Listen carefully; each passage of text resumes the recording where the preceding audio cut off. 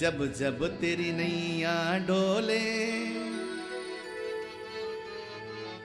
जब जब तेरी नैया डोले और मन तेरा घबराए, जब जब तेरी नैया डोले और मन तेरा घबराए, कर लेना याद कन्हैया को दौड़ा दौड़ाए, कर लेना याद कन्हैया को दौड़ा दौड़ाए, जब जब तेरी नैया डोले और मन तेरा घबराए, जब जब तेरी नैया डोले और मन तेरा घबराए, कर लेना याद कन्हैया को दौड़ा दौड़ाए, कर लेना याद कन्हैया को दौड़ा दौड़ाए, ओ दौड़ा दौड़ाए, ओ दौड़ा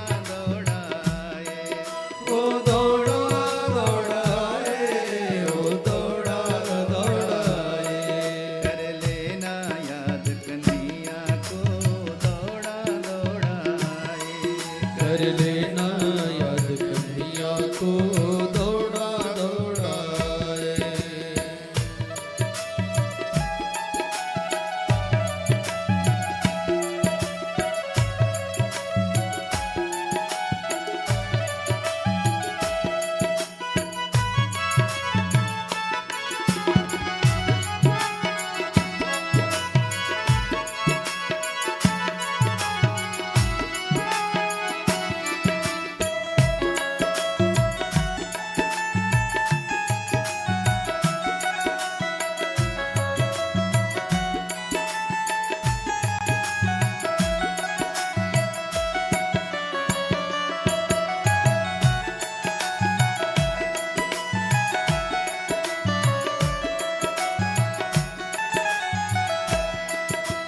देखो, जब कहीं भगवान का कीर्तन हो रहा हो ना, तो मधुर मधुर तालियां बजा लिया करो, मीठी मीठी। उससे कई फायदे मैंने बता दिया। एक फायदा ये भी है, अभी एक रिसर्च चला है, जो इस प्रकार से तालियां बजाता है ना, उसकी शरीर की लगभग 72 बीमारियां दूर हो जाती हैं, संपूर्ण शरीर का एक्सरसाइज हो जाता है। और मेरा एक ऐसा अनुभव है, जो भगवान के कीर्तन में तालियां बजाते हैं ना, भाग्य की कटी हुई लकीरें सीधी हो जाती हैं। मुझे ऐसा अनुभव है कि मेरी सारी लकीरें कटी हुई थी, लेकिन मैं जोर जोर से तालियां बजाता हूं। अब देखिए, बिल्कुल अभी आपको नजर नहीं आएगा, मैंने मेहंदी लगा रखी है, लेकिन सारी लकीरें सीधी हो गई हैं। इसलिए दोनों हाथों को उठाओ और हर भाव के साथ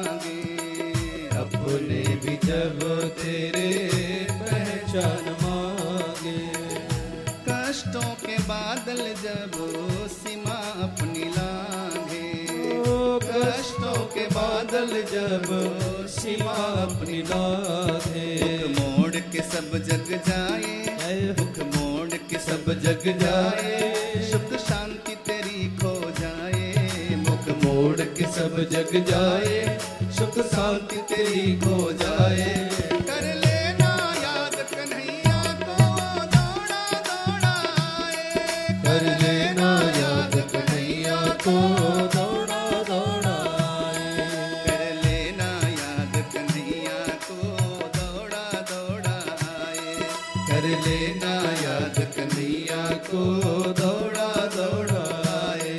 हरि बोल।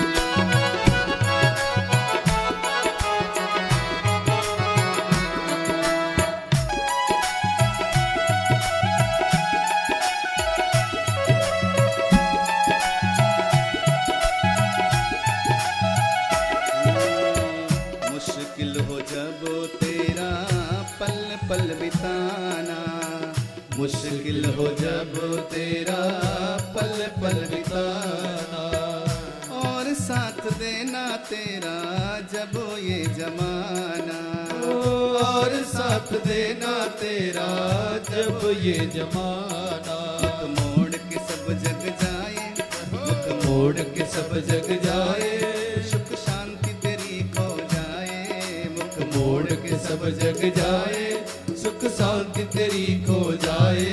कर लेना याद कन्हैया को दौड़ा दौड़ा आए, कर लेना याद कन्हैया को दौड़ा दौड़ा आए।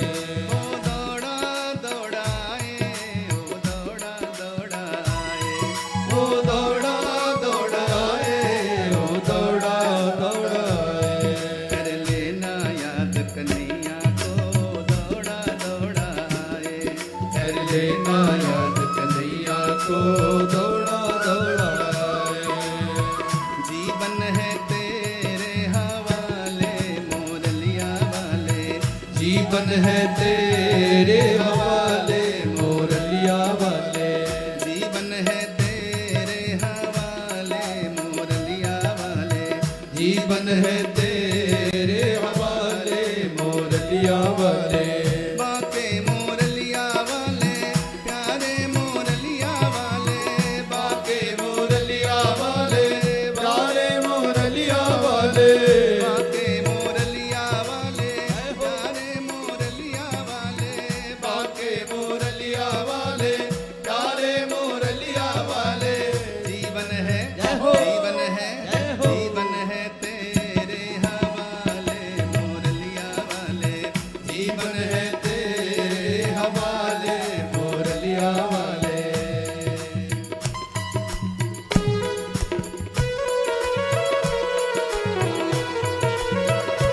जय हो।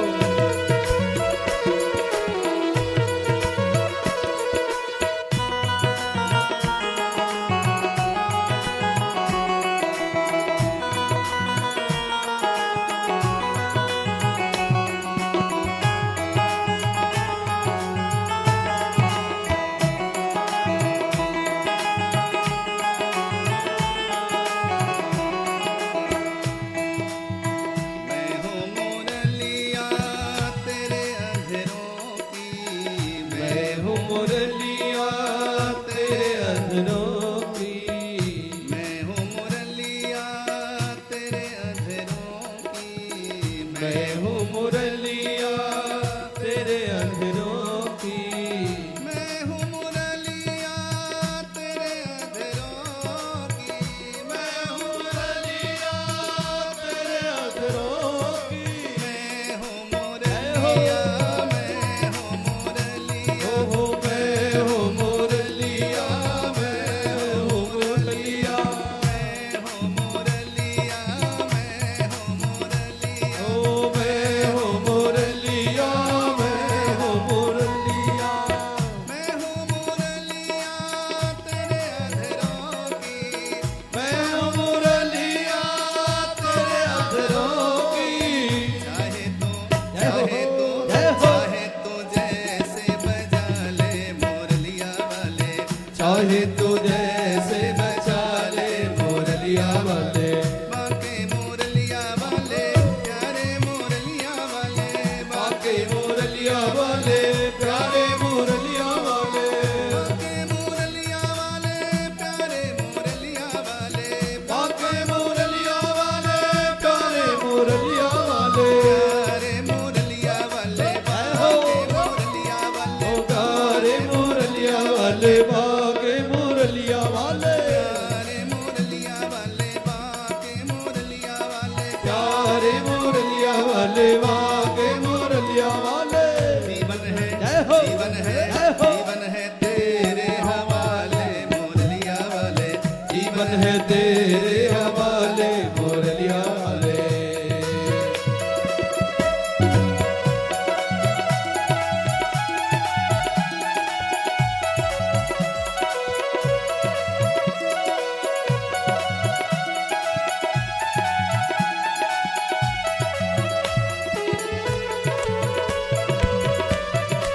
जय जय।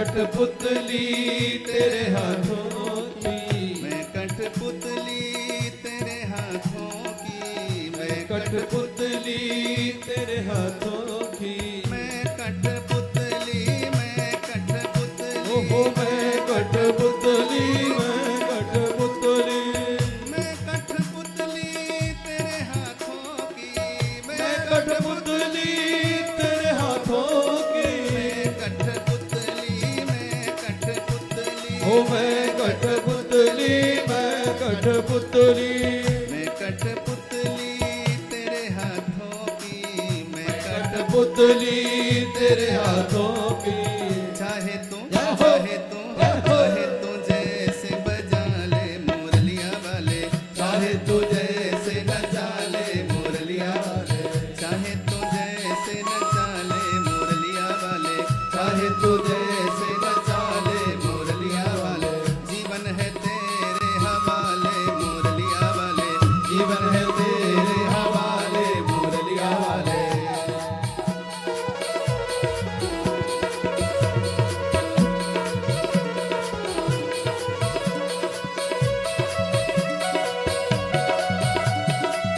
जय हो जय हो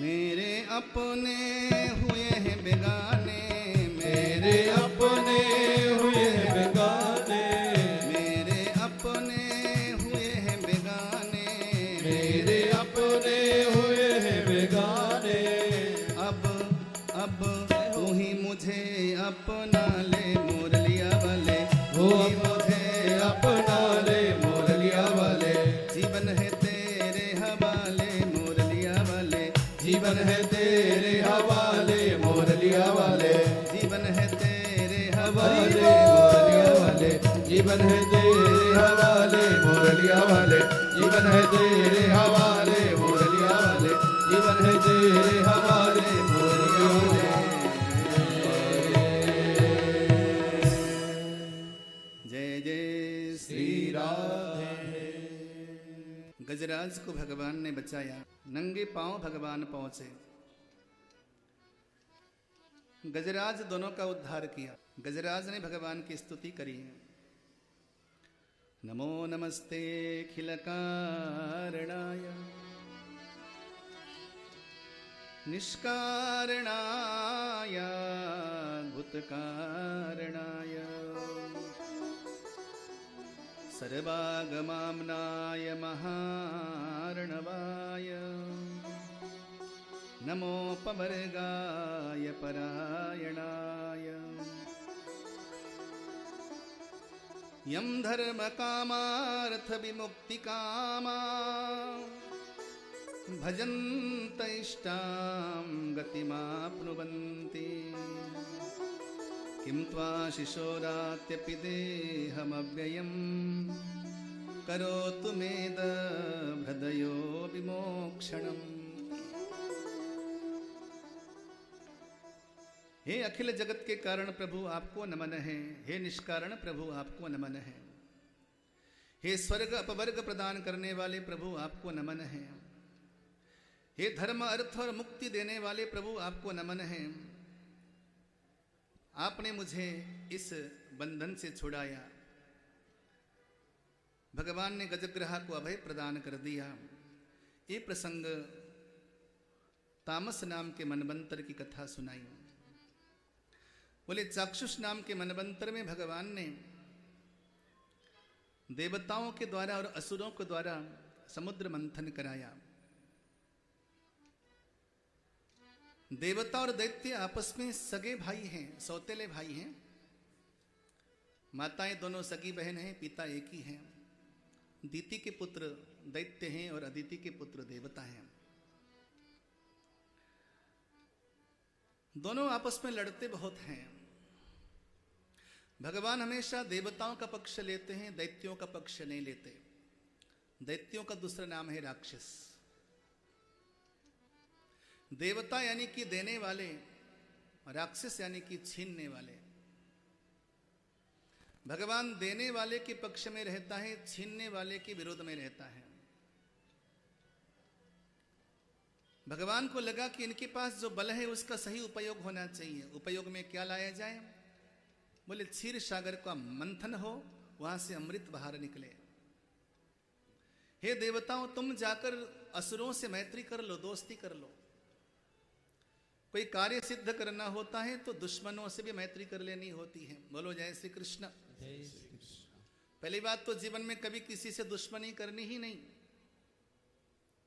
लेकिन कभी दुश्मनी हो भी जाए तो किसी कार्य को सिद्ध करने के लिए दुश्मनी को मिटाने में टाइम न लगाओ, फटाफट दोस्ती कर लो।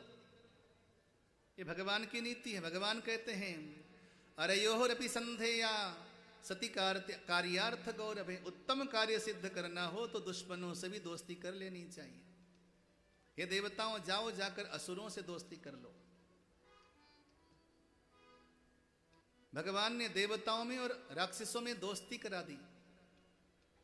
भगवान ने एक बड़ा सुंदर उदाहरण दिया है। एक समय सांप और चूहा एक ही पिंजड़े में कैद हो गए।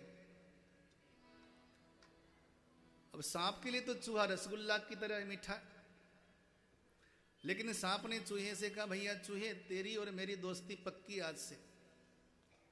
चूहा बोला, क्यों भैया इतनी दया कैसे दिखा रहे हो? सांप बोला, वैसे ही दया दिखा रहा हूं बस। दोनों की दोस्ती पक्की हो गई। थोड़ी देर के बाद सांप ने चूहे के कान में जाकर कहा, सुन दोस्त, एक काम कर, ये पिंजड़ा काट दे। चूहा बोला कि पिंजड़ा काटने के बाद जैसे बाहर निकले, कहीं तुम मुझे खा तो नहीं जाओगे? सांप बोला, अपनी दोस्ती पक्की है भाई, तो टेंशन न ले। अब तो बड़े प्रेम से चूहे ने जो है वो पिंजड़ा काट दिया। जैसे पिंजड़ा काटा, दोनों बाहर निकले तो सांप ने गप्प से चूहे को पकड़ लिया। चूहा बोला, अपनी दोस्ती पक्की है ना भैया? सांप बोला, इतनी पक्की है कि अभी तक तो मैं अपने दोस्त को बाहर ही रख रहा था, लेकिन आज के बाद अपने प्रिय मित्र को पेट के भीतर रखूंगा। बोलो जय श्री कृष्ण। जय श्री कृष्ण। लेकिन कार्य सिद्ध करने के लिए, दोस्ती करने के लिए उद्यत होना चाहिए। हे देवताओं, तुम असुरों से दोस्ती कर लो। दोस्ती पक्की हो गई कि मंथानम मंदरम कृत्वा नेत्रम कृत्वा तु वासुकी। मंदराचल पर्वत को मथानी बनाओ और वासुकी नाग को नेत्र बनाकर समुद्र मंथन आरंभ करो देवताओं। अब तो देवताओं ने समुद्र में अनेकों प्रकार की औषधियां डाली और औषधियां डालकर मंदराचल पर्वत को भगवान ने गरुड़ के पीठ पर रखकर ले आए, लाकर डाल दिया क्षीर सागर में। जैसे क्षीर सागर में डाल दिया मंदराचल पर्वत, वो तो पर्वत था, पहाड़ था, वो डूबने लगा। तो मंदराचल पर्वत को पीठ में धारण करने के लिए भगवान ने कच्छप अवतार धारण किया। बोलिए कच्छप भगवान की जय। बोलिए कच्छप भगवान की जय। भगवान ने कच्छप अवतार धारण किया। अब भैया समुद्र मंथन आरंभ हो गया। अब निर्णय करना था कि वासुकी नाग का मुख कौन पकड़े और वासुकी नाग का पूंछ कौन पकड़े। फिर से झगड़ा शुरू हो गया। अच्छा, जिनकी झगड़ने की प्रवृत्ति होती है वो हमेशा झगड़ने के बहाने ढूंढते हैं। जिनकी मैत्री करने का स्वभाव होता है वो हर जगह दोस्ती ढूंढते हैं, मैत्री ढूंढते हैं। राक्षसों ने कहा कि हम वासुकी नाग का पूंछ नहीं पकड़ेंगे। देवता बोले, हम भी तुमसे छोटे थोड़ी बड़े हैं, हम भी पूंछ नहीं पकड़ेंगे। अब पूंछ पकड़े तो पकड़े कौन? जीवन में हमेशा छोटा बनकर चलिए और मुलायम बनना सीखिए। जो मुलायम होता है इस दुनिया में हमेशा वो सक्सेस होता है, सफल होता है। जो कठोर होता है उसे टूटना पड़ता है। मेरा जन्म पहाड़ों में हुआ था। मैंने बचपन अपना सारा पहाड़ों में गुजारा, नदियों के किनारे। मैं बचपन में देखा करता था कि नदियों के किनारे ऊंचे ऊंचे जो वृक्ष हुआ करते थे या पहाड़ पर्वत हुआ करते थे, वर्षा काल में नदियां उसको बहाकर ढहाकर ले जाकर पटक देती थी। लेकिन उन्हीं नदियों के किनारे बेंत की झाड़ हुआ करती थी। बेंत की झाड़ आप शायद नहीं जानते, बेंत का फर्नीचर भी बनता है, हमारे बाजारों में मिलता है। कभी आप अगर हरिद्वार की यात्रा करें तो मार्ग में बेंत के फर्नीचर मिल जाते हैं। पहले पहले सोफा सेट वगैरह सब आ जाते थे बेंत के। तो नदियों के किनारे बेंत की झाड़ होती थी, लेकिन बेंत की झाड़ को ये नदियां बहा कर नहीं ले जाती थी। मैं देखा करता था जैसे बाढ़ समाप्त हो जाए तो नदियों के किनारे बेंत की झाड़ दोबारा से खड़ी हो जाती थी। पता है क्यों? क्योंकि जैसे ही बाढ़ आती थी नदियों में, ऊंचे ऊंचे वृक्ष तो ऐंठ कर खड़े रहते थे, उनको ढहाकर नदियां बहाकर ले जाती थी। लेकिन जैसे ही बेंत के झाड़ देखते थे कि नदियां बहकर आ रही हैं तो उनमें लचकपन होता था और धीरे से बेंत झुक जाता था, नदी का पानी ऊपर से बह जाता था और जब बाढ़ समाप्त हो जाए तो दोबारा से बेंत की झाड़ खड़ी हो जाती थी। मैंने चिंतन किया कि जीवन में अगर सुरक्षित रहना हो, एक काम करना, कैसी भी आंधी आए, कैसी भी तूफान आए, थोड़ा सा मुलायम हो जाना, थोड़े से कोमल हो जाना, थोड़े से झुक जाना। अगर ऐंठ के चलोगे तो हो सकता है टूटने का डर है। मेरी बात समझ में आ रही क्या? बात को समझना, थोड़ा सा मुलायम होकर चलना, जीवन बड़ा आनंदमय होगा। तिब्बत में एक बहुत बड़े दार्शनिक थे जिनका नाम था कन्फ्यूशियस। कन्फ्यूशियस अपने बच्चों को शिक्षा दे रहे थे, बच्चों हमारे मुख में क्या है?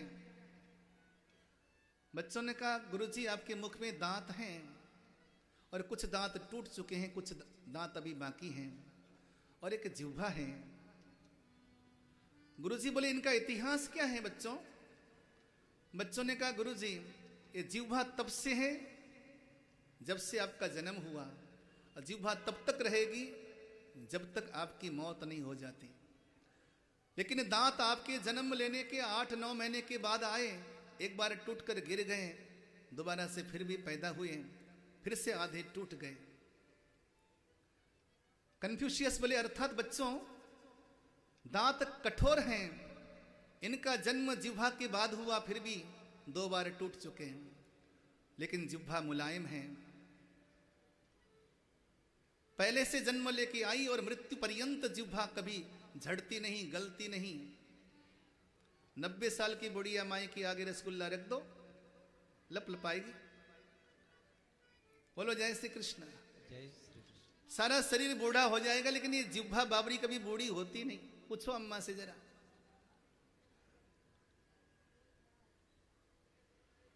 आंखों का डॉक्टर मिल जाएगा आपको, कानों का डॉक्टर मिल जाएगा, चर्म रोग मिल जाएगा, लेकिन कभी आपने सुना नहीं होगा कोई जिह्वा का डॉक्टर आ गया। जरूरत ही नहीं इसको।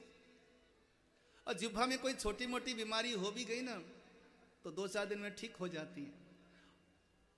और डॉक्टर कहते हैं जिह्वा में अगर कोई बीमारी आ जाए तो जिह्वा की अपनी बीमारी नहीं होती, पेट की बीमारी जिह्वा में दिखती है। बीमारी होती भीतर की है, केवल जिह्वा में प्रदर्शित होती है। जिह्वा की अपनी कोई बीमारी नहीं। वो इसलिए नहीं क्योंकि जिह्वा बहुत रसीली है, बहुत मीठी है जिह्वा, बहुत लचकदार है, बड़ी कोमल है। ये सूत्र नोट करना, जितने कोमल बनोगे, जितने रसीले बनोगे, जितने लचकदार बनोगे, जितने मुलायम बनोगे, लंबी उम्र जियोगे, मजे में जियोगे, रस में जियोगे, आनंद में जियोगे। बोलो जय श्री कृष्ण। जय श्री कृष्ण। भगवान ने देवताओं से कहा, देवताओं थोड़े से लचकदार हो जाओ, थोड़ा कोमल हो जाओ। ये राक्षस सुधरने वाले नहीं है और तुम ही सुधर जाओ। एक काम करो, तुम ही पूंछ पकड़ लो।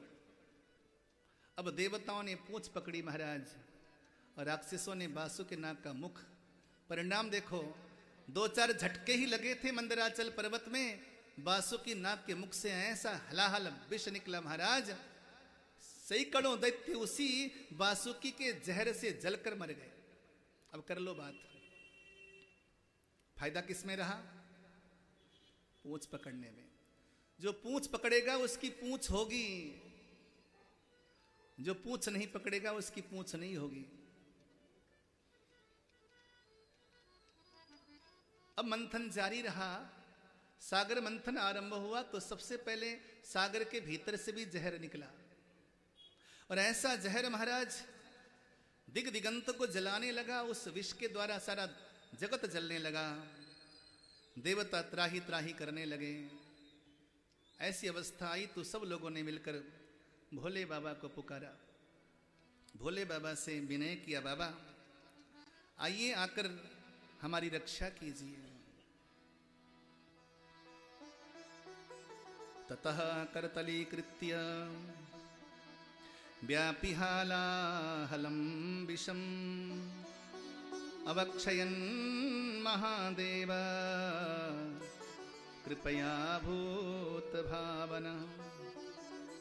तस्यापि दर्शयामास सवीर्यं जलकल्मषः यच्चकार गले नीलं तच्च साधोर विभूषणम्। भगवान शंकर ने आज अपनी अंजलि को इतना फैलाया, प्रकट होकर उन देवताओं के तास को, सज्जनों के त्रास को दूर करने के लिए भोले बाबा ने उस हलाहल विष का पान किया और भगवान शंकर का नाम पढ़ा, नीलकंठ। बोलिए नीलकंठ महादेव की जय हो।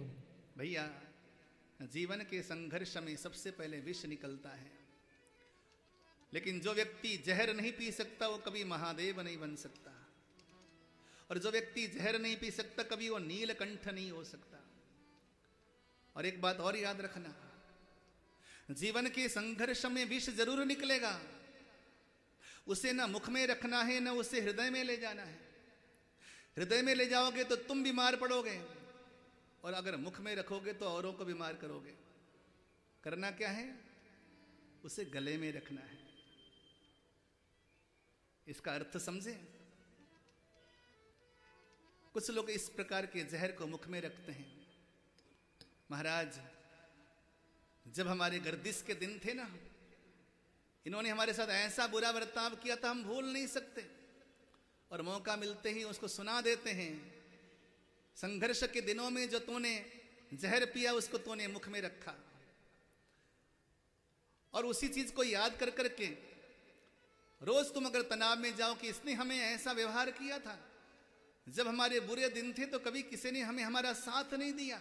महाराज, ऐसा सोचकर लोग रोते हैं, अर्थात तुमने जहर को भीतर अपने भीतर रख लिया।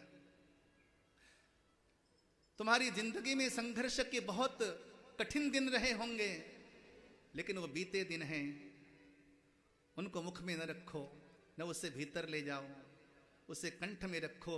अगर संघर्ष के उन दुखों को, उस जहर को तुमने कंठ में रख लिया तो जहर तुम्हारे लिए आभूषण हो जाएगा। भोले बाबा ने जहर पिया, लेकिन बाबा के लिए वो आभूषण बन गया, और आज भी भोले बाबा को कहते हैं नीलकंठ। बोलिए नीलकंठ महादेव की जय। धन धन भोला नाथ बांट दियो 3 लोक एक पल भर में। ऐसो दीन दयालु मेरो बाबा भर्यो खजाना पल भर में। धन धन भोला नाथ बाट दियो 3 लोक एक पल भर में। ऐसो दीन दयालु मेरो बाबा भर्यो खजाना पल भर में। धन धन भोला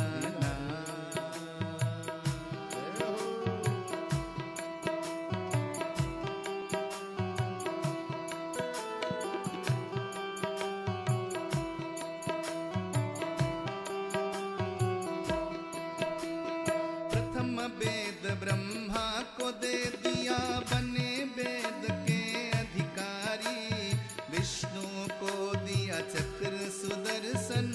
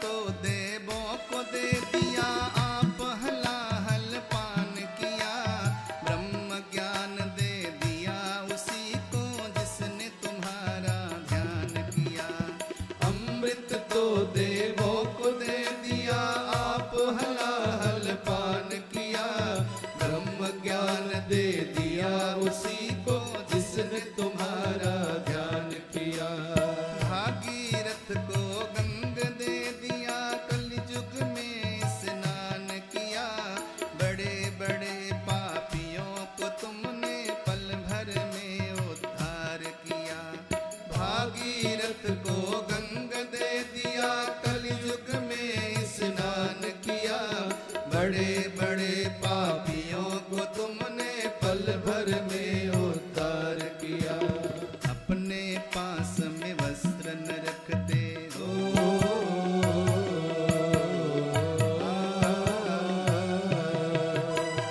अपने पास में वस्त्र न रखते, मस्त रहे बाघंबर में।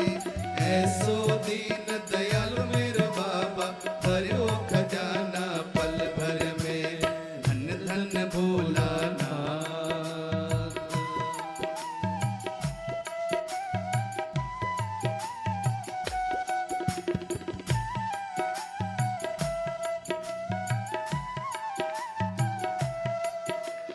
वीणा तो नारद को दे दी, हरि भजन का राग दिया। ब्राह्मण को दिया कर्म कांड, सन्यासी को त्याग दिया। वीणा तो नारद को दे दी, हरि भजन का राग दिया। ब्राह्मण को दे दिया कर्म कांड, संन्यास को त्याग दिया। वीणा तो नारद को दे दी, हरि भजन का राग दिया। ब्राह्मण को दिया कर्म कांड, सन्यासी को त्याग दिया। वीणा तो नारद को दे दी, हरि भजन का राग दिया। ब्राह्मण को दिया कर्म कांड और सन्यासी को त्याग दिया। और रावण को लंका दे दी, 20 भुजा 10 शीश दिए। रामचंद्र को धनुष बाण, तुम ही ने तो जगदीश दिए। और रावण को लंका दे दी, 20 भुजा 10 शीस दिए। रामचंद्र को धनुष बाण, तुम ही ने तो जगदीश दिए। अपने पास में कुछ नहीं रखते, हर हर। अपने पास में कुछ नहीं रखते, मस्त रहे कैलाश में। ऐसो दीन दयालु मेरो बाबा, भरो खजाना पल भर में। धन धन भोलानाथ बांट दियो तीन लोक एक पल भर में। ऐसो दीन दयालु मेरो बाबा, भरो खजाना पल भर में।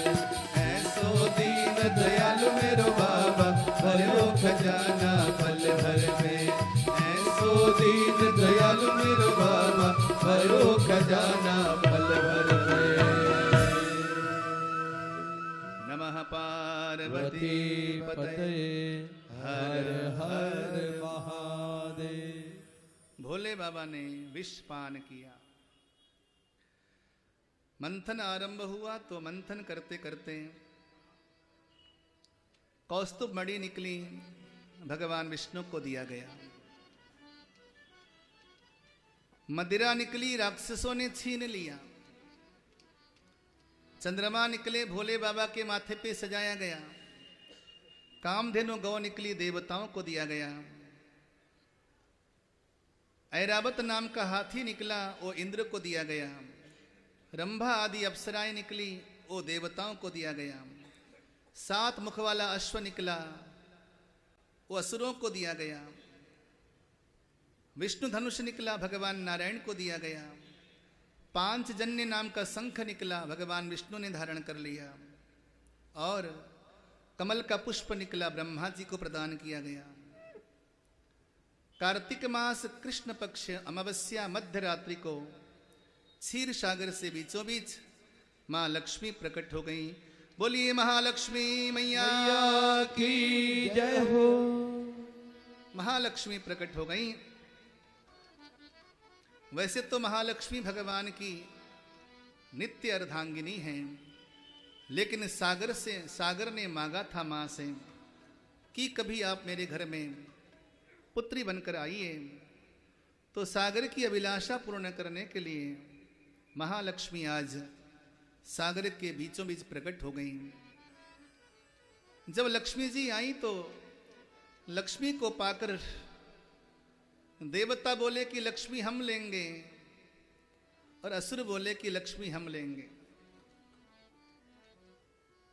लक्ष्मी किसको नहीं चाहिए? दोनों ही लक्ष्मी को प्राप्त करने के लिए झपट पड़े। अब वहां निर्णय किया गया कि लक्ष्मी जिसका वर्ण करना चाहे, लक्ष्मी जिसके गले में जयमाला डालना चाहे, वो लक्ष्मी के ऊपर छोड़ देना चाहिए। महालक्ष्मी के हाथ में जयमाला दिया गया। अब ध्यान से सुनना, महालक्ष्मी किसके घर में जाती है?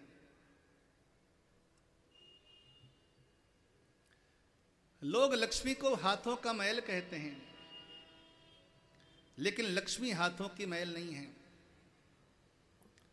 ध्यान से सुनना, लक्ष्मी कभी पुरुषार्थ से, मेहनत से नहीं कमाई जाती। संसार में दो तरह के लोग हैं, एक पुरुषार्थवादी हैं, दूसरे भाग्यवादी हैं। मैं निवेदन करूंगा कि लक्ष्मी कभी पुरुषार्थ से नहीं कमाई जाती। लक्ष्मी केवल पुण्याई से कमाई जाती है। लक्ष्मी केवल धर्म से कमाई जाती है। जो धर्मात्मा होगा, पुण्यात्मा होगा, वही लक्ष्मी को अपने पास रख सकता है। बोलो जय श्री कृष्ण। जय श्री कृष्ण। अगर पुरुषार्थ से लक्ष्मी कमाई जाती महाराज, तो बहुत दुनिया में लोग हैं जो पुरुषार्थ करते हैं, बहुत मेहनत करते हैं।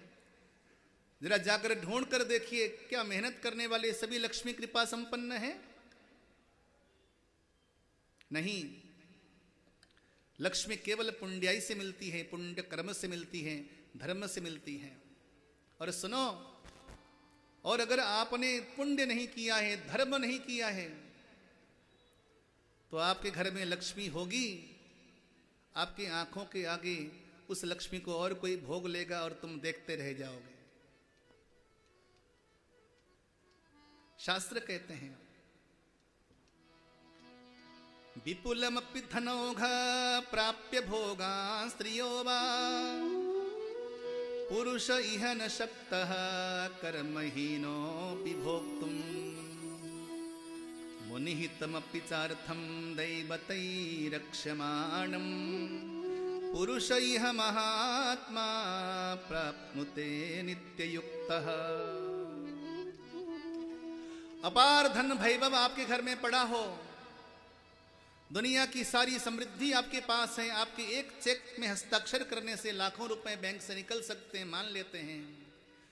लेकिन ये सब होते हुए भी आप अगर लक्ष्मी का भोग नहीं कर पा रहे हो, तो समझ लेना कि आपके पुण्य क्षय हो गए हैं। पुण्य करना शुरू कर दो तो लक्ष्मी का भोग आरंभ हो जाएगा। 4 दिन पहले मेरे पास एक व्यक्ति आए, बोले महाराज, दिल्ली में, दक्षिण दिल्ली में हमारे पास लगभग 32 एकड़ जमीन है। महरौली की साइड में 32 एकड़ जमीन है। सारे कागज हमारे पास हैं, सब कुछ हमारे पास है। लगभग 20 साल से झगड़ा चल रहा है। हमारे आंखों के सामने हमारी दौलत पड़ी है, लेकिन हम उसका भोग नहीं कर पा रहे हैं। जीवन में बहुत कुछ आपके पास होगा, लेकिन आप उसका भोग नहीं कर पा रहे हो, तो आपके पुण्य की कमी है। सुनो ध्यान से, धर्मात्मा और पुण्यवान व्यक्ति भले उसके पास जेब में कम है, लेकिन उसका भोग कर लेता है। और पुण्यहीन व्यक्ति जेब में नोट भरा होगा, पैसा भरा होगा, लेकिन भोग नहीं कर पाता है। कहते हैं कि पुण्यात्मा वो धन भी भोग कर लेता है जो धन देवताओं के लिए और ऋषियों के लिए भगवान ने सुरक्षित रखा है, वो धन भी पुण्यात्मा भोग कर लेता है। इसलिए जीवन में लक्ष्मी केवल पुण्यात्माओं को मिलती है, धर्मात्माओं को मिलती हैं। और धर्म से, पुण्य से जो लक्ष्मी आई हो, वो लोग मूर्ख हैं जो कहते हैं कि लक्ष्मी हाथ की मैल है। माँ लक्ष्मी हाथ की मैल नहीं है। माँ लक्ष्मी तो साक्षात नारायण की प्रियतमा है, भगवान नारायण की पत्नी है। अब आइए, लक्ष्मी किसके गले में जयमाला डालती है, ये विचार करने की है। देवता दैत्य दोनों पंक्तियों में खड़े हो गए। माँ लक्ष्मी के हाथ में जयमाला दिया गया। कहा गया कि आप जिसको चाहो, जो आपको योग्य लगे, उसके गले में जयमाला डाल दो। और महालक्ष्मी निकलती हैं। सबसे पहले ब्रह्मा जी सामने खड़े थे। लक्ष्मी जी बोली, येषो ब्रह्माति वृद्धः। ये 90+ हैं, और क्या करेंगे लक्ष्मी जी का? हाँ, थोड़ी आयु बड़ी हो जाए तो लक्ष्मी के चक्कर में लगो या नारायण के चक्कर में, बोलो। माँ लक्ष्मी बोली बाबा तुम तो भजन ही कर लो। ब्रह्मा जी के गले में जयमाला नहीं डाला। और आगे बढ़ी तो भोले बाबा भी खड़े थे लाइन में, चलो बहती गंगा में डुबकी लगाई लो। माँ लक्ष्मी ने देखा, बोले भोले बाबा तुम तो वस्त्र ही नहीं पहनते, लक्ष्मी क्या करोगे, तुम भी जाओ जंगल में। आपके मन में तो आसक्ति है ही नहीं, तो लक्ष्मी का क्या प्रयोग। वस्तु भी वहीं पर सुशोभित होती है जो उस वस्तु का प्रयोग में ला सके, वस्तु का प्रयोग कर सके। भोले बाबा को उससे क्या लेना देना, बाबा तुम तो राम का भजन ही कर लो। और लक्ष्मी जी आगे बढ़ी तो वहां पर देवताओं का राजा इंद्र खड़ा था। लक्ष्मी जी बोली गर्वितः क्षीयतेब्जः, ये इंद्र गर्वित है, घमंडी है। एक बड़ा प्यारा सा सूत्र नोट करके ले जाना मेरी कथा से। जो घमंडी होगा ना वो बहुत कुछ होगा, लेकिन लक्ष्मीवान नहीं हो सकता। समाज में अगर कोई लक्ष्मीवान है तो जरा गौर से रिसर्च करना, शोध करना, उसके भीतर घमंड नहीं होगा। अगर कोई पैसे वाला हो तो घमंडी आदमी कभी धनवान नहीं हो सकता। इंद्र का वर्ण नहीं किया लक्ष्मी ने। और आगे बढ़ी, वायु देवता खड़े थे, बोली चंचलः, ये बड़े चंचल हैं वायु देवता। ध्यान से सुनिए, चंचल इंसान के गले में लक्ष्मी जयमाला नहीं डालती। जीवन में चंचलता छोड़ दो। चंचलता अर्थात पहले के जमाने में हमारे यहां पुरखों का काम हुआ करता था। कोई अगर सोने चांदी के व्यापारी थे तो पुरखों के व्यापारी थे। कोई हलवाई थे तो नाम होता था, उसके दादा भी हलवाई, उसके परदादा भी हलवाई, तो व्यापार का नाम हुआ करता था। आज भी अगर कोई बाहर कोई बोर्ड टांग दे कि पुरानी दिल्ली वाले, तो आदमी वैसे टूट पड़ते, भैया ये खानदानी है। खानदानी व्यापारियों का नाम हुआ करता था, क्योंकि खानदानी लोग जो है वो पक्के हुआ करते थे, ईमानदारी हुआ करते थे। लेकिन अब व्यापारी में खानदानीपन नहीं रहा। बाप ने एक काम किया, बच्चा दूसरी ओर जा रहा, और वहां भी 10 प्रकार के व्यापार चेंज कर रहा। 4 जने पार्टनर मिलकर सोचा कि एक व्यापार शुरू कर लें। क्या करें, तो चारों ने विचार करके पेट्रोल पंप खोल लिया। 2 महीने हो गए, एक भी गाड़ी पेट्रोल भरवाने के लिए नहीं आई। क्यों नहीं आई? तीसरे माले में खोल लिया, वहां गाड़ी कौन ले जाए। सोचा थोड़ा घाटा हो गया, व्यापार चेंज कर लेते हैं, रेस्टोरेंट खोल लेते हैं। आजकल शाम को घर से बाहर हर कोई निकलता है खाने के लिए, घर में खाना बनना मुश्किल हो गया आजकल। बीकानेर वाले का आजकल आनंद ही आनंद है। खोल लो, खोल लिया। 2 महीने हो गए, लेकिन एक भी बंदा खाना खाने के लिए नहीं आया। क्यों? वो पेट्रोल पंप का बोर्ड हटाना भूल गए। जो भी देखता पेट्रोल पंप है, क्या खाओगे। घाटा ही घाटा हो गया। अंतिम में सोचा कि चलो टैक्सी डाल लेते हैं। चारों ने मिलकर टैक्सी डाली। महाराज 2 महीने हो गए, एक भी सवारी नहीं आई। टैक्सी खड़ी खड़ी वहीं पर बीमार पड़ गई, खराब हो गई। ले चलो इसको ठीक करवाने के लिए मैकेनिकल के पास, वर्कशॉप में। 2 जने पीछे से धक्का मारे और 2 जने आगे से धक्का मारे, एक कदम भी आगे न बढ़े। महाराज कहने का मतलब यह है कि कोई भी व्यापार में सिद्धि होती है, गद्दी में सिद्धि होती है। मैं थोड़ी सी प्रैक्टिकल बातें ज्यादा करता हूं, व्यवहार की बातें ज्यादा करता हूं। थोड़ा सा कथा से हमें समझना भी चाहिए व्यवहार की बातें। कुछ मित्रों ने हमसे कहा कि महाराज आजकल दुकान में 12 बजे से पहले ग्राहक कोई आता नहीं, तो हम 10 बजे जाके क्या करेंगे। सुनो, शास्त्र कहता है दुकान में इसलिए नहीं जाना है कि वहां पर कोई ग्राहक आएगा या नहीं आएगा। ऑफिस में इसलिए नहीं जाना है कि वहां पर कोई ग्राहक आएगा या नहीं आएगा। ऑफिस तुम्हारा मंदिर है। पुजारी मंदिर इसलिए नहीं खोलता कि कोई दर्शन करने के लिए आएगा या नहीं आएगा। पुजारी का काम है सुबह 4 बजे उठकर भगवान को स्नान कराना, भगवान की आरती करना। किसी के भाग्य में अगर है दर्शन करने का तो आ जावे दर्शन करने के लिए। पुजारी इस चीज के लिए नहीं खोलता मंदिर। उसी प्रकार तुम अगर दुकानदार हो तो तुम पुजारी हो, दुकान तुम्हारा मंदिर है। ग्राहक आवे या नहीं आवे, अगर तुमने सही टाइम में जाकर अपना ऑफिस खोला, अपनी दुकान खोली, तो निश्चित है कि भगवान ग्राहकों को हाथ पकड़कर तुम्हारी दुकान पे लेके आएगा। लेकिन तुम अगर ये सोचो कि ग्राहक नहीं आएंगे, 12 बजे से पहले ग्राहक नहीं आते या 2 बजे से पहले नहीं आते, और तुम सोचते हो कि 12 बजे जाकर दुकान खोलूंगा, तुम गलत हो। तुमने दुकानदारी को समझी ही नहीं। दुकानदारी को समझो थोड़ा सा। मैं पंडित आदमी हूँ, व्यापारी नहीं हूँ, लेकिन मैं पढ़ता हूँ अर्थशास्त्रों को। मैं चाणक्य को बहुत फॉलो करता हूँ। मैं बहुत सारी चीजें आचार्य चाणक्य की बातें बता चुका हूँ आपको। आचार्य चाणक्य कहते हैं कि कोई दुकानदार अगर ये समझता है कि मेरी दुकान में ग्राहक आएंगे तो उस समय दुकान खोलूंगा, तो कभी उसकी दुकानदारी चल नहीं सकती। दुकानदार का काम है कि सही समय पे दुकान खोलें। दुकान मंदिर है और वो पुजारी हैं। मंदिर का कोई पुजारी इस चीज को ध्यान में रखकर मंदिर नहीं खोलता कि दर्शनार्थी आएंगे। पुजारी का काम है अपने भगवान की पूजा करना। जब पुजारी ने पूजा कर दिया भगवान की, तो दर्शन करने वाले तो आएंगे ही आएंगे। बोलो जय श्री कृष्ण। जय श्री कृष्ण। दोनों बाजू उठा के बोलो जय श्री राधे। जय श्री राधे। तो काम को बार बार चेंज नहीं करना है, गद्दी को सिद्धि करना है। कहा जाता है कि एक गद्दी में लगातार अगर 3 साल कोई व्यापारी बैठता है, 3 साल एक गद्दी में लगातार कोई व्यापारी बैठता है, तो 4थे साल में उसी गद्दी से मालामाल हो जाता है। इतनी महिमा है गद्दी की। पहले के जमाने में दुकान में लक्ष्मी की पूजा नहीं होती थी। यहाँ लाला लोग बैठे हैं। पहले के जमाने में दुकान में कुबेर की पूजा हुआ करती थी। जिस गद्दी में आप बैठते हो गद्दी कुबेर की होती है।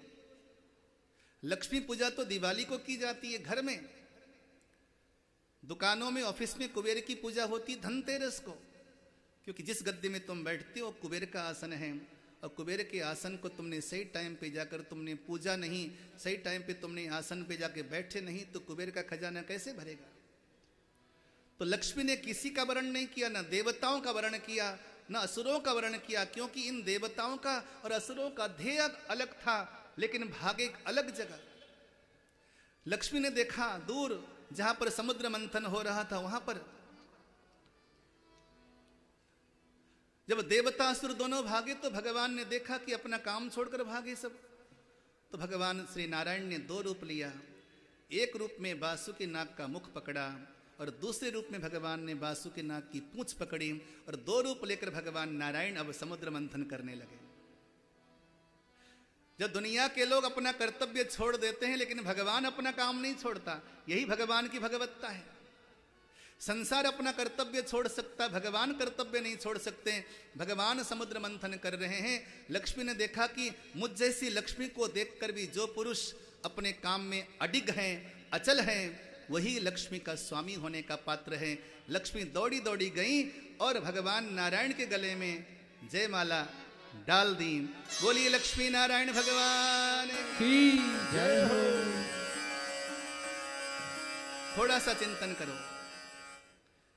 आप जब लक्ष्मी लिखते हो, लक्ष्मी शब्द लिखते हो, तो लक्ष्मी लिखने के लिए आपको पहले एक शब्द लिखना पड़ता है, लक्ष्य। बिना लक्ष्य लिखे आप लक्ष्मी नहीं लिख सकते। यानी कि आपके माइंड में अगर लक्ष्य पहले निर्धारित है तो लक्ष्मी आपके घर में आएंगी आएंगी।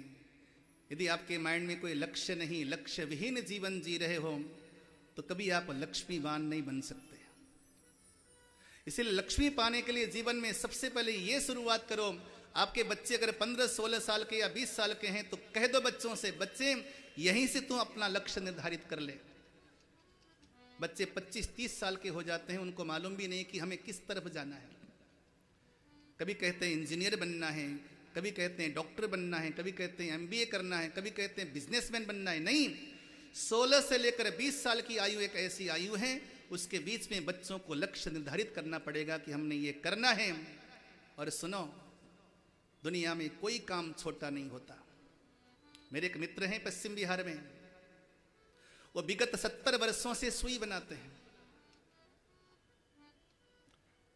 उनकी फैक्ट्री में लगभग 100 प्रकार से ज्यादा की सुइयां बनती हैं। मिस्टर गौतम हैं, ब्राह्मण हैं, इसलिए हमसे बहुत प्रेम रखते हैं, स्नेह रखते हैं, आयु में काफी बड़े हैं, 70 साल के। वो कहते हैं महाराज जी मैं उस समय से सुई बनाता हूं जिस समय इंडिया में सुई बनती नहीं थी, बाहर से सुइयां मंगाई जाती थी। हमारा खानदानी पेशा है और आज तक हम सुइयां बनाते हैं, और सुइयों को बनाते बनाते हम पूरी दुनिया में इस समय सुइयां सप्लाई करते हैं। और आज हम इस मामले में पूरी दुनिया में दूसरे तीसरे नंबर में गिने जाते हैं। अर्थात सुई बनाकर भी दुनिया का इतना बड़ा उद्योगपति इंसान बन सकता है। अर्थात दुनिया में कोई काम छोटा नहीं होता।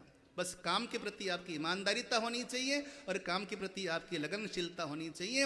हर काम में आपको भगवान सक्सेस देगा, ये बात भी समझना होगा। यानी कि लक्ष्य अपने माइंड में रखना होगा। अब आइए अंतिम में धनतेरस के दिन धन्वंतरी भगवान अमृत लेकर प्रकट हो गए। अमृत लेकर प्रकट हुए तो ये अमृत दोनों के लिए था, देवताओं के लिए भी था और असुरों के लिए भी था। लेकिन बेईमानी करी असुरों ने, जाकर अमृत कलश छीन लिया। जब अमृत कलश छीन लिया, असुर अकेले उस अमृत को पीना चाहते हैं, राक्षस देवताओं को देना नहीं चाहते। मैंने पहले कहा भगवान उसके पक्ष में रहता है जो औरों को देता है, जो छीनता है उसके पक्ष में भगवान नहीं होता। जब देवताओं ने देखा कि हमने मेहनत किया, हमने पुरुषार्थ किया और आज हमारे भाग का अमृत छीन कर ले गए राक्षस, भगवान की शरण में गए, तब जाकर भगवान ने कहा जो दूसरों के अधिकार को छीनता है वो व्यक्ति उसका पात्र नहीं होता। हे देवताओं चिंता न करो, वो अमृत मैं तुम्हें ही पिलाऊंगा, निराशा तो इन राक्षसों को ही मिलेगी, क्योंकि उन्होंने तुम्हारा अधिकार छीना है ना, तो कभी उस सुख को पा नहीं सकते। उसी समय भगवान ने बड़ी सुंदर एक मोहिनी रूप धारण किया। बोलिए मोहिनी भगवान की जय। और मोहिनी रूप धारण करके असुरों के मन को छल दिया और छल कर अमृत कलश अपने हाथ में ले लिया। देवताओं की पंक्ति और दैत्यों की पंक्ति बैठ गई। भगवान ने देवताओं को अमृत पिलाना शुरू किया, लेकिन असुरों को भगवान ने अमृत नहीं दिया।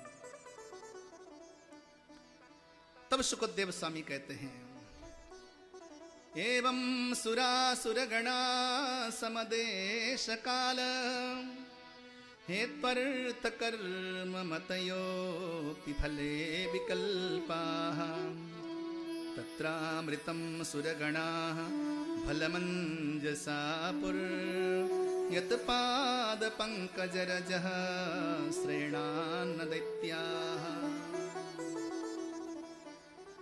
सुनो राजन, परिश्रम दोनों ने समान किया था, लेकिन समान परिश्रम करने पर भी देवताओं को अमृत मिल गया और राक्षसों को अमृत नहीं मिला। पहली बात तो ये ध्यान से सुनना।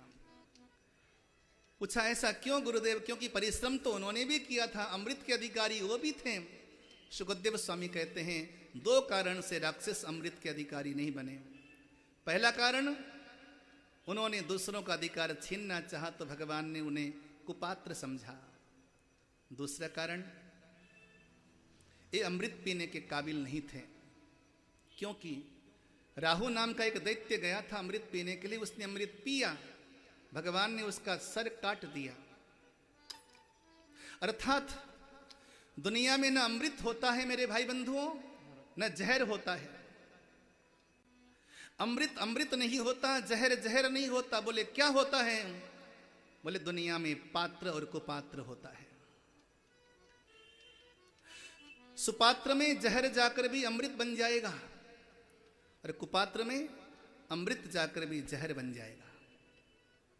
बात समझ रहे मेरी? अगर आपके अंदर पात्रता है तो पात्र के अंदर जहर भी अमृत हो जाएगा। आपको मालूम है आजकल ये जो कैंसर की बीमारी फैल गई है, कैंसर की बीमारी में जो दवाई दी जाती है ना, कीमोथेरेपी एक थेरेपी होती है, उसमें जो दवाई बनाई जाती हैं, मुझे एक डॉक्टर ने कहा वो दवाई कोबरा नाम के सांप के जहर से बनाया जाता है। कोबरा नाम का जो सांप होता बड़ा जहरीला होता है, आपने नाम सुना होगा। तो कोबरा के जहर से कैंसर की दवाई बनाई जाती है। तब मुझे दिमाग में समझ में आई कि अगर सुपात्र में जहर जाएगा वो जहर भी अमृत हो जाएगा, लेकिन कुपात्र में अगर अमृत जाएगा तो अमृत भी उसके लिए जहर बन जाएगा। इसलिए दुनिया में कोई सुवस्तु नहीं होती, कोई कुवस्तु नहीं होती, केवल पात्र होता है। कुछ भी पाना हो सबसे पहले अपने आप को पात्र बनाना जरूरी है। दैत्य पात्र नहीं थे, इसलिए उनको अमृत नहीं पिलाया। कभी कभी हमें ईर्ष्या होती है औरों की समृद्धि देखकर, औरों की खुशहाली देखकर हमें ईर्ष्या होती है, स्वाभाविक है, हम इंसान हैं ना।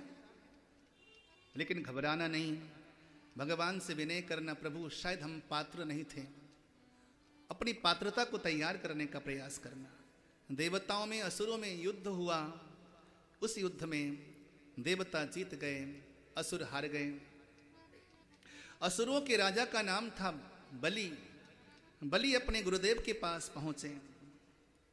गुरुदेव के पास पहुंचकर बोले कि हे गुरुदेव, हम हार गए, इतना परिश्रम करने पर भी, मेहनत करने पर भी। देवता जीत गए, भगवान ने देवताओं का पक्ष लिया। तो गुरुदेव ने कहा कि तुम भी चाहते हो कि भगवान तुम्हारा पक्ष ले, चाहते हो? बोले हम भी चाहते हैं। तो शुक्राचार्य बोले अगर तुम चाहते हो कि भगवान तुम्हारे साथ रहे, तुम्हारा पक्ष ले, तो ऐसा करो तुम भी देवताओं की तरह कार्य करना शुरू करो। बोले क्या करें? बोले देवताओं की तरह यज्ञ करो, देवताओं की तरह दूसरों को देना शुरू करो। तुम्हारी आदत छीनने की है, भगवान तुम्हारा साथ नहीं देता। अगर तुमने देने की आदत डाली तो भगवान तुम्हारा साथ देगा। रोज सुबह उठो, देवताओं की तरह माता पिता गुरुजनों की वंदना करो, महान जनों का आशीष लो। रोज ब्राह्मणों को भोजन कराओ, साधु संतों को भोजन कराओ, गरीब और अपंग जनों की सेवा करो, दया रखो और परोपकार करो। देखना भगवान तुम्हारी सहायता करेगा और जीत तुम्हारी होगी। ऐसा ही संकल्प लिया असुरों ने। बोले पहले ट्राई कर लेते हैं।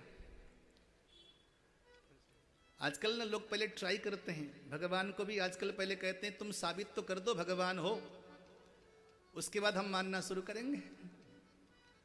आजकल भगवान को भी अनेकों कसौटी में कसना पड़ता है। मन्नत कैसे मांगते जरा ध्यान से देखो, सुनो।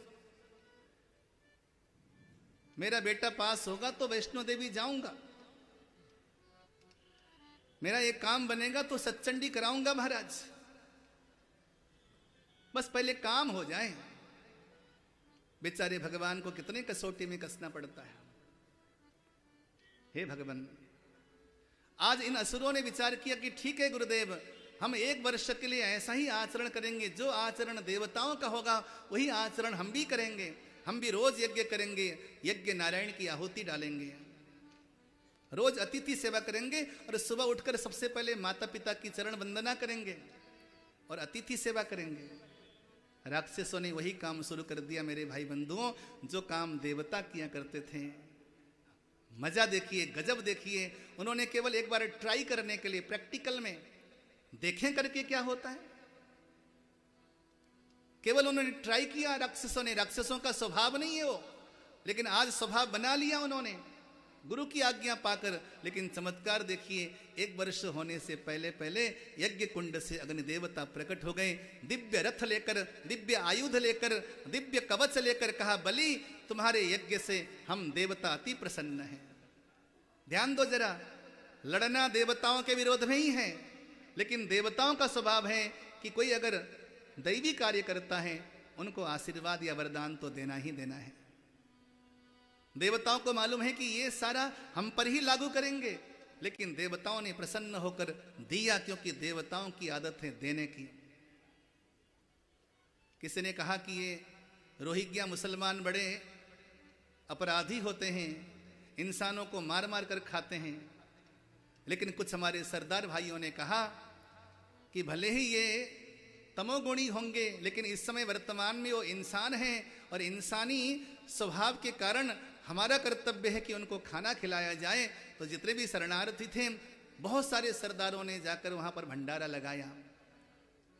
तो जो मानववादी लोग थे उन्होंने कहा धन्य है जिनके मन में विचारधारा है कि इनका स्वभाव है कि मनुष्यों को ताड़ना दिया जाए, लेकिन इन धर्मात्माओं का स्वभाव है कि भले ही तुम्हारा स्वभाव है मानव को ताड़ना देना, लेकिन हमारा स्वभाव है हम मानव को कभी भूखा मरने नहीं देंगे। उनका स्वभाव उनको मुबारक और हमारा स्वभाव हमें मुबारक। बोलो जय श्री कृष्ण। जय श्री कृष्ण। हमें अपना स्वभाव नहीं छोड़ना चाहिए। देवताओं को मालूम है कि ये हमारे द्वारा दी हुई शक्ति के द्वारा हम पर ही अटक करेंगे, देवताओं को मालूम है, लेकिन देवता कहते हैं कि हम अपने स्वभाव को नहीं त्याग सकते, नहीं तो भगवान हमारे विरोध में जाएगा। दुनिया हमारे विरोध में चली जाए ये संभव है, हम उसको झेल लें, लेकिन मेरा परमात्मा हमसे विरोध में जाएगा, हम झेल नहीं पाएंगे। देवताओं ने ही आज सारे असुरों को बलशाली बना दिया और आज उन असुरों ने स्वर्ग पर आक्रमण किया, देवताओं का सारा शासन छीन लिया। अब देवता दर दर की ठोकरें खाने लगे। देवताओं की माता का नाम था अदिति। मां अदिति अपने पति कश्यप के पास गई, मेरे बच्चों का खोया हुआ शासन प्राप्त हो। तब वहां पर मां अदिति ने भगवान कश्यप के द्वारा प्रदत्त पयोव्रत किया। ये पयोव्रत बड़ा उत्तम व्रत माना जाता है। कहा जाता है कि ये व्रत ब्रह्मा जी के द्वारा प्राप्त व्रत है। ये जो आएगा फागुन का महीना, फागुन शुक्ल पक्ष से लेकर द्वादशी पर्यंत इस व्रत को किया जाता है।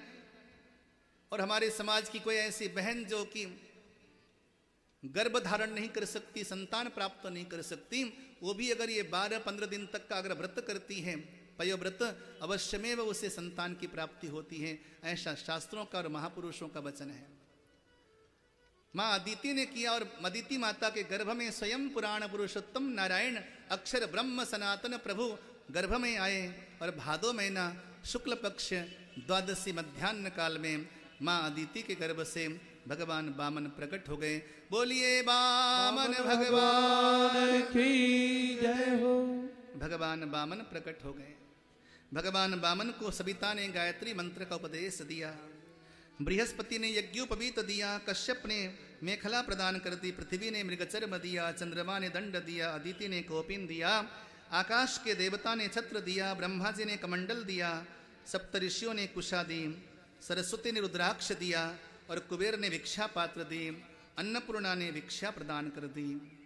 और भिक्षा लेकर गुरुदेव के पास पहुंचे तो गुरुदेव ने कहा कि जाओ जाकर नर्मदा नदी के तट पर दैत्यराज बलि अपना 100वां यज्ञ कर रहे हैं, उस यज्ञ में जाकर अपने खोए हुए अपने भाइयों का खोया हुआ शासन मांग कर ले आओ। भगवान वामन चल पड़े महाराजा बलि की यज्ञशाला की ओर। जैसे भगवान पहुंचे तो आज भगवान की ऐसी छवि थी मानो कि द्वितीय सूर्य आ रहा हो। सारे सभासद खड़े हो गए भगवान को देखकर। दैत्यराज बलि स्वागत के लिए आगे आए। पाद्य अर्घ्य आचमन लेकर दैत्यराज बलि सेवा करने के लिए तत्पर हो गए।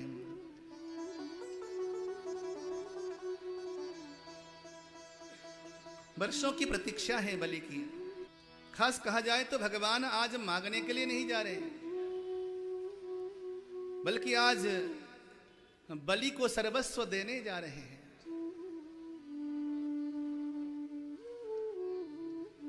मानो कि आज बलि को सर्वस्व लुटा देंगे भगवान।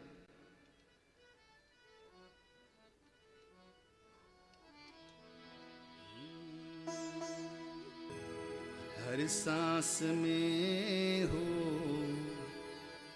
सुमिरन तेरा, यूं बीत जाए जीवन मेरा। हर सांस में हो सुमिरन तेरा, यूं बीत जाए जीवन मेरा। हर सांस में हो सुमिरन तेरा, यूं बीत जाए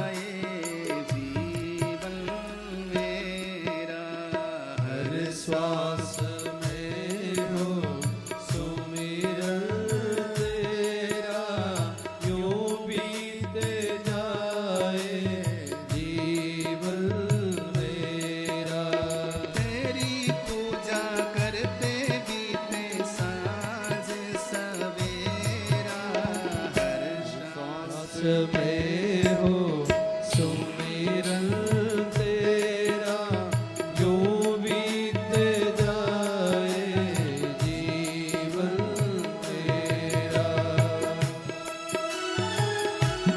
मैं आचार्य जी से निवेदन करूंगा, जाकर भगवान वामन का पूजन कराएं। बलि ने पाद्य अर्घ के द्वारा भगवान का पूजन किया, चरणों का प्रक्षालन किया। नैनों की खिड़की से तुमको पल पल निहारूं, मन में बिठा लूं तेरी आरती उतारूं। नैनों की खिड़की से तुमको पल पल निहारो, मन में बिठा लो तेरी आरती उतारो। नैनों की खिड़की से तुमको पल पल निहारूं, मन में बिठा लो तेरी आरती उतारूं। नैनों की खिड़की से तुमको पल पल निहारो, मन में बिठा लो तेरी आरती उतारो। डाले रहूं तेरे चरणों में डेरा, यूं बीत जाए जीवन मेरा। डाले रहूं तेरे चरणों में डेरा, यूं बीत जाए जीवन मेरा। हर सांस में हो सुमिरन तेरा, यूं बीत जाए जीवन मेरा। हर श्वास में हो सुमिरन तेरा, यूं बीत जाए जीवन मेरा। ये पदावलियां हमारे गर्ग परिवार के बहुत करीब हैं।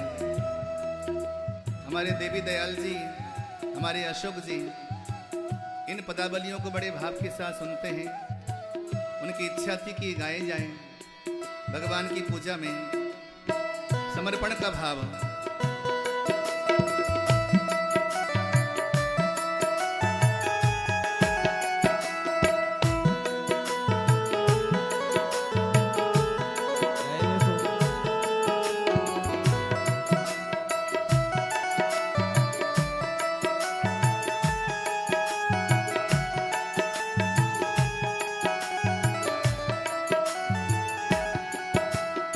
जो भी तेरा प्यारा हो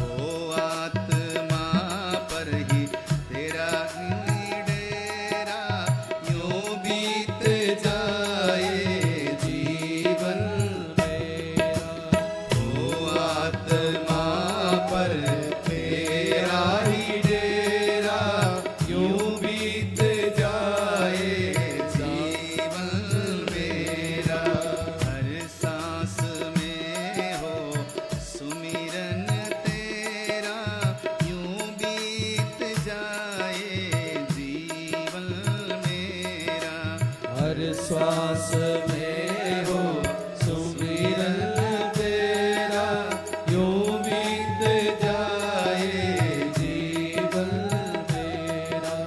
तेरी पूजा करते बीते साँझ सवेरा, हर श्वास में हो सुमिरन तेरा, यूं बीत जाए जीवन मेरा, यूं बीत जाए जीवन मेरा, यूं बीत जाए जीवन मेरा।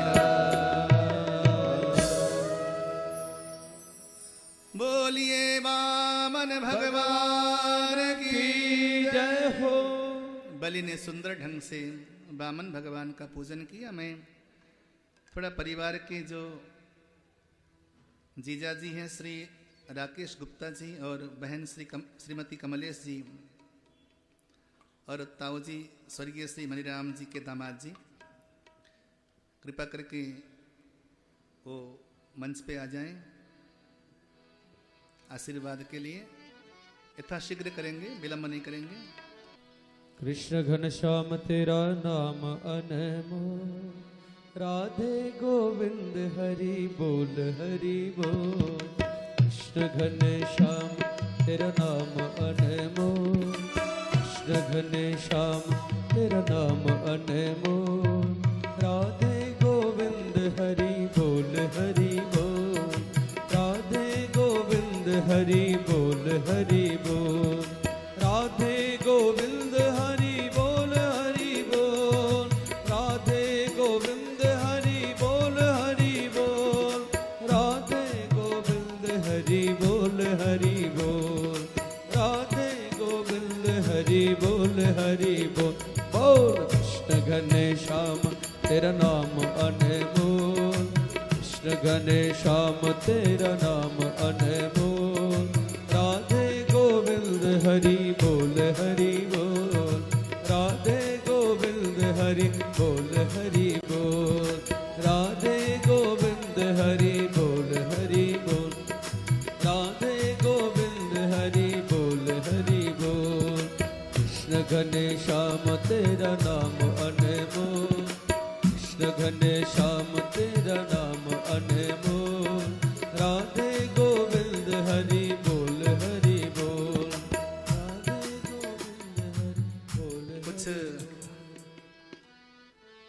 और अतिथि विद्यमान हैं। भूषण जी सगे ताऊ जी के पुत्र हैं, वो मंच पे आ जाएं।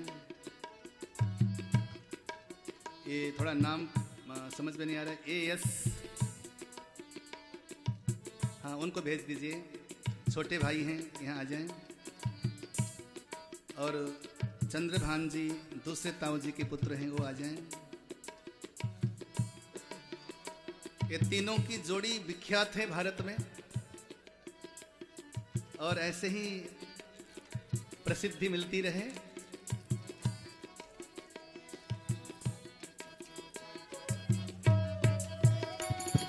कृष्ण घनश्याम तेरा नाम अनमोल, कृष्ण घनश्याम तेरा नाम अनमोल, राधे गोविंद हरि बोल हरि बोल, राधे गोविंद हरि बोल हरि बोल, राधे गोविंद हरि बोल हरि बोल, राधे गोविंद हरि बोल हरि बोल, राधे गोविंद हरि बोल हरि बोल, राधे गोविंद हरि बोल हरि बोल। बोल कृष्ण घनश्याम तेरा नाम अनमोल, कृष्ण घनश्याम तेरा नाम अनमोल, राधे गोविंद हरि बोल हरि बोल, राधे गोविंद हरि बोल हरि बोल, हरि बोल हरि बोल हरि बोल, हरि बोल हरि बोल हरि बोल, हरि बोल हरि बोल, हरि बोल हरि बोल, हरि बोल हरि बोल, हरि बोल हरि बोल, हरि बोल। व्यास गद्दी से तीनों को, अशोक जी को, भूषण जी को, चंद्रभान जी को बहुत बहुत आशीर्वाद हैं। तीनों हमारे हनुमान जी के बड़े प्रिय भक्त हैं। 25 सालों से लगभग हर मंगलवार सुबह 4 बजे हनुमान जी का दर्शन करने जाते हैं और प्रति मास खाटू श्याम जी का दर्शन करने जाते हैं। बाबा के बड़े प्रिय भक्त हैं। वैसे भी बाबा ने आपको मालामाल तो कर रखा है, लेकिन भगवान और आपको मालामाल करें, अच्छा स्वास्थ्य दें, यश दें, सौभाग्य समृद्धि दें। माँ लक्ष्मी की कृपा आप पर है और बनी रहें और ऐसे सेवा के कार्य में आप आगे बढ़ते जाएं। इन्हीं शब्दों के साथ आइए हम एक बार कथा से जुड़ जाते हैं। एक बार जोरदार जयकारा लगाएंगे। बोलिए वामन भगवान की जय हो। देखो, वामन भगवान के चरित्र से हमें एक शिक्षा मिलती है। आज मालिक से मांगिए कि कभी दूसरों के दरवाजे पे मांगने के लिए जाना ना पड़े। कभी हमारे हाथ यूं उत्तान न रहे, कभी हमारी अंजलि पसरे ना किसी के आगे मांगने के लिए। क्योंकि मांगने के लिए अगर कोई जाता है, सामान्य इंसान की तो बात ही छोड़ दीजिए, अगर भगवान भी अगर मांगने जाता है उसको भी छोटा बनना पड़ता है। उसी का नाम है वामन। वामन यानी कि छोटा। भगवान मांगने के लिए गया तो छोटा बनकर गया। जीवन में कभी मांगने की नौबत ना आए, हमारे हाथ हमेशा देने वाले बने। प्रभु कभी मांगने के लिए हम हाथों को न पसारे। आज बलि कहता है भगवान से, मांगिए क्या मांगते हो, बताइए क्या हस्ती है बलि की। त्रिलोकनाथ भगवान है, जिनके पलक उघाड़ते ही अपरिमित ब्रह्मांडों की सृष्टि हो जाती है। उसके सामने एक सामान्य बलि की क्या हैसियत है। लेकिन आज कर्म ही ऐसा कर रहे हैं, भगवान मांगने के लिए जा रहे हैं। जब तुम मांगने की नियत रखोगे ना, चाहे तुम विराट भी होगे ना, विराट को भी आज छोटा सा वामन बनना पड़ेगा। इसलिए कभी मांगना न पड़े। भगवान से इस दर से आज ये मांग के जाइए, क्योंकि कुछ वस्तु भगवान से मांगना पड़ता है और इस मांग में बड़ी पवित्रता है, बड़ा शुद्ध भाव झलकता है। यहां पर स्वार्थ नहीं है। इस मांग में हम ये मांग रहे हैं, भगवान कभी जीवन में दूसरों के आगे मांगना न पड़े, अब हमें दाता बना दो, भिखारी न बनाओ कभी। इसमें कोई स्वार्थ नहीं है। हम दुनिया को दे सकें, हम दुनिया की सेवा कर सकें, कभी हमारी झोली खाली न हो। देने का अवसर आए तो हम निकाल करके लुटा दें दुनिया को। भगवान भी आज वामन बन गया, छोटा बना। मांगिए आज क्या मांगते हो भगवान। तब जाकर भगवान बोले कि देखो हम अयाचक हैं, कुछ मांगने नहीं आए। नहीं नहीं, मांगना पड़ेगा। मेरे घर से कभी कोई खाली नहीं जाता, कभी लौट के नहीं जाता खाली। कुछ तो लेना ही पड़ेगा आपको। दूसरी बात ध्यान देना, तुम अगर दाता बनते भी हो तो दाता की भी एक सीमा होती है। सीमा से बाहर कभी कोई दान नहीं करना चाहिए। सीमा से बाहर कोई धन लुटाना नहीं चाहिए। कुछ दाता ऐसे भी हैं समाज में जो कि सीमा से बाहर जाकर करते हैं। तीसरी बात, कभी संसार को दिखाने के लिए, प्रदर्शन के लिए कभी दान नहीं करना चाहिए। एक चीज अगर हम मुंह से निकाल दें तो उसका पुण्य फल नष्ट हो जाता है।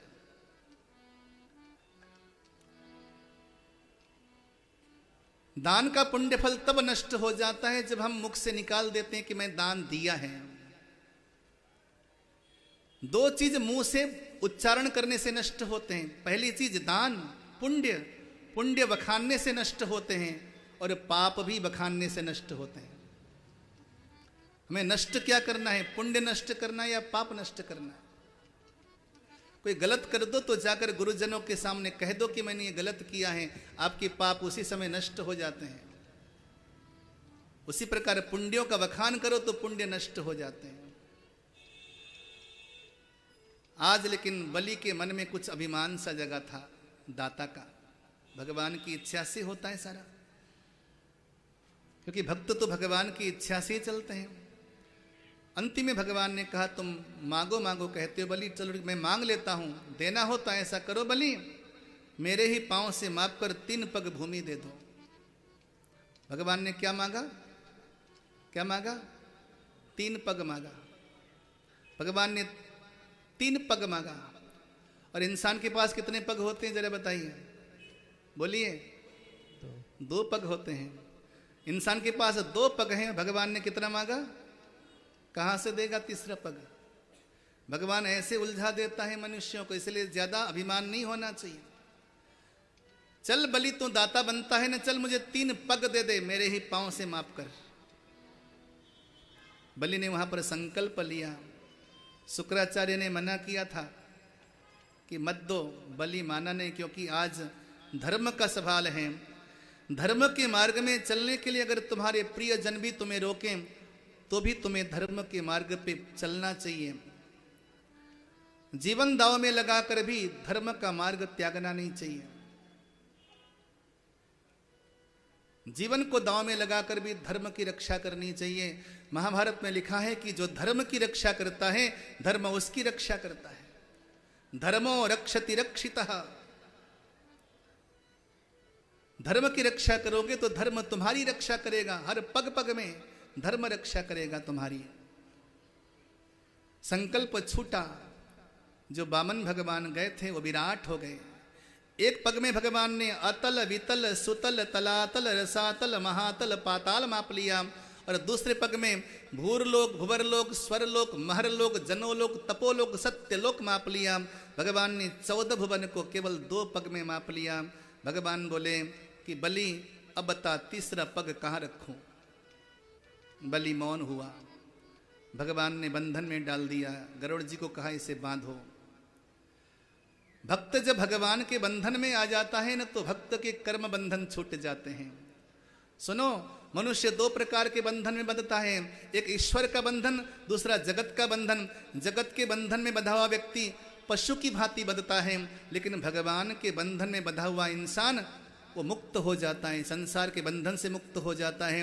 और भगवान के बंधन में आने पर उसके भीतर की मेधा शक्ति जगती है।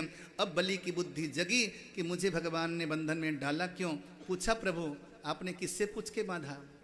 भगवान बोले, तू वचन से भंग हो गया ना। तूने कहा था 3 पग दूंगा, अभी तो 2 ही पग दिया है बलि। तब बलि ने कहा, प्रभु मेरे प्रश्न का उत्तर दीजिए, संपत्ति बड़ी है या संपत्ति का मालिक बड़ा है? भगवान बोले, संपत्ति का मालिक बड़ा है। तब वहां पर बलि बोला, प्रभु आपने अभी तक मेरी संपत्ति मेरी दौलत मापी है। दौलत का मालिक मैं बिल्कुल अलग हूं। ऐसा कीजिए प्रभु, ये तीसरा पग लाकर मेरे शीश पर रख दीजिए और इस दास के वचन को पूर्ण कर दीजिए। बलि ने अपना शीश झुकाया। तीसरा पग ले जाकर भगवान ने बलि के मस्तक पर रखा। बोलिए भक्तवत्सल भगवान की जय। बलि ने आत्म निवेदन कर दिया, स्वयं को भगवान के हवाले कर दिया। जब प्राणी आत्म निवेदन कर देता है तो उसके सारे पाप पुण्य भगवान के हो जाते हैं। भगवान बोले, बलि जा, आज के बाद मैं तेरी हमेशा सुरक्षा करूंगा। सूतल लोक में चला जा, मैं तुम्हारे दर में चौकीदारी करूंगा। कहा जाता है कि आज भी सूतल लोक में भगवान बलि के चौखट में चौकीदार बन के बैठे हैं। सर्वदा मैं रक्षा करूंगा, ये भगवान का वचन था। आज भी बलि की रक्षा भगवान करते हैं। इस कथा का सारांश ये है, जीवन का ध्येय, जीवन का उद्देश्य ये बना लीजिए कि हम अपने जीवन की बागडोर ईश्वर को सौंप कर आगे बढ़े, तो भगवान हमारी रक्षा करेगा।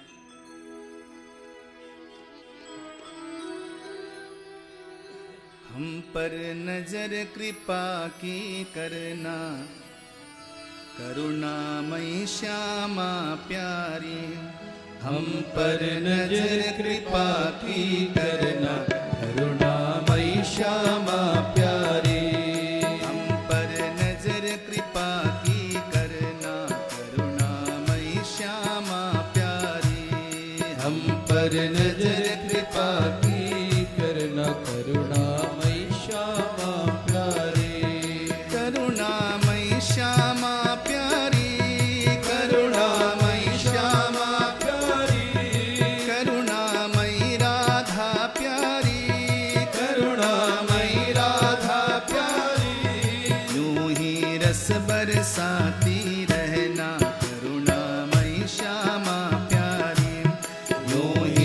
रस बरसाती रहना करुणामयी श्यामा प्यारी।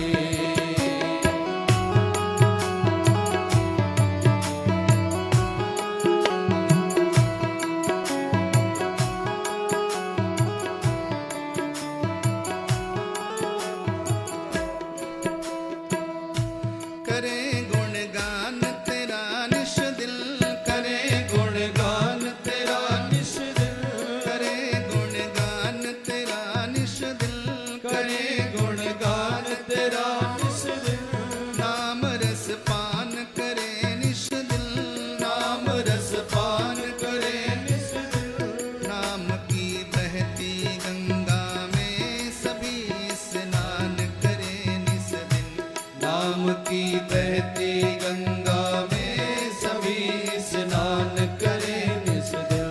यही विनती करें तुमसे करुणामयी श्यामा प्यारी। यही विनती करें तुमसे करुणामयी श्यामा प्यारी।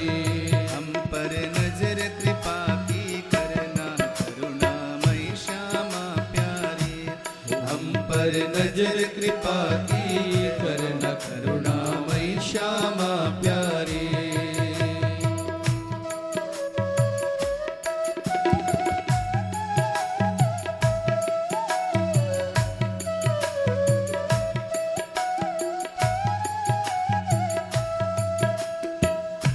रहे हम दूर गुनाहों से, रहे हम दूर गुनाहों से, रहे हम दूर गुनाहों से, रहे हम दूर गुनाहों से, हटे ना सत्य की राहों से, हटे ना सत्य की राहों से। गिरे 100 बार मगर फिर भी गिरे ना तेरी निगाहों से। गिरे 100 बार मगर फिर भी गिरे ना तेरी निगाहों से। यही विनती करें तुमसे करुणामयी श्यामा प्यारी। यही विनती करे तुमसे करुणामयी श्यामा प्यारी। हम पर नजर कृपा की करना करुणामयी श्यामा प्यारी। हम पर नजर कृपा की करना करुणामयी श्यामा प्यारी।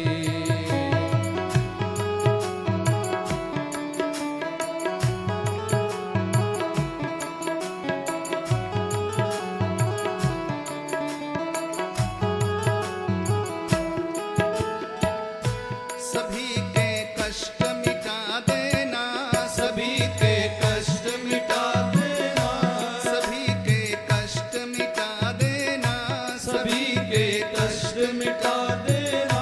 सोई तकदीर जगा देना, सोई तकदीर जगा देना, सोई तकदीर जगा देना, सोई तकदीर जगा देना। बना कर दास हमें अपना श्री चरणों में जगह देना। बना कर दास हमें अपना श्री चरणों में जगह देना। यही विनती करें तुमसे करुणामयी श्यामा प्यारी। यही विनती करे तुमसे करुणामयी श्यामा प्यारी। यही विनती करें तुमसे करुणामयी श्यामा प्यारी। यही विनती करे तुमसे करुणामयी श्यामा प्यारी। करुणामयी श्यामा प्यारी। करुणामयी श्यामा प्यारी। करुणामयी राधा प्यारी। करुणामयी राधा प्यारी। यूं ही रस बरसाती रहना करुणामयी श्यामा प्यारी। यूं ही रस बरसाती रहना करुणामयी श्यामा प्यारी। हम पर नजर कृपा की करना करुणामयी श्यामा प्यारी। हम पर नजर कृपा की करना करुणामयी श्यामा प्यारी। हम पर नजर कृपा की करना करुणामयी श्यामा प्यारी। जय जय श्री राम